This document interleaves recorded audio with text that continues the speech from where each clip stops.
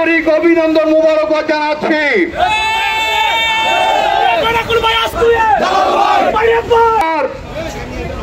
আমরা এমন একটি দল করি যে দলটির প্রতিষ্ঠাতা বাংলাদেশের মুক্তিযুদ্ধের ঘোষক ছিলেন,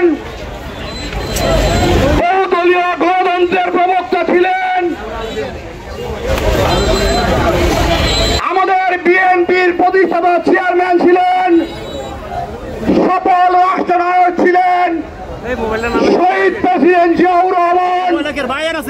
আজ থেকে ৪৭ বছর পূর্বে আজকের এই দিনে বাংলাদেশকে একটি স্বনির্ভর দেশ হিসাবে গঠন করার লক্ষ্যে বিএনপিকে প্রতিষ্ঠা করেন।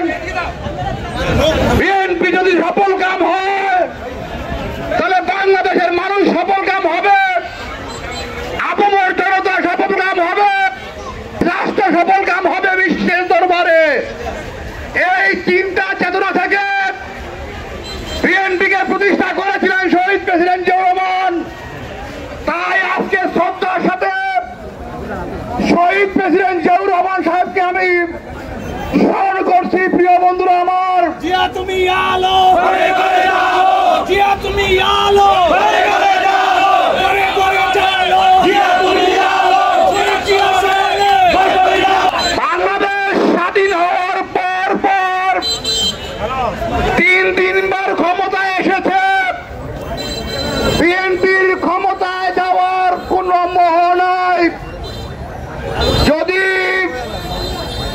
এদেশের জনগণ বিএনপিকে ভালোবাসে, শহীদ প্রেসিডেন্ট জিয়াউর রহমানকে ভালোবাসে, আপসীন নেত্রী বেগম খালেদা জিয়াকে ভালোবাসে, তারেক রহমানকে ভালোবাসে, তাহলে আগামী ফেব্রুয়ারি মাসের যেই সংসদ নির্বাচন হবে, সেই সংসদ নির্বাচনে সারা বাংলাদেশের মানুষ বিএনপিকে ডাইরেক্ট সিটে ভোট দিবে, তারেক রহমানকে বাংলাদেশের প্রধানমন্ত্রী বানাবে।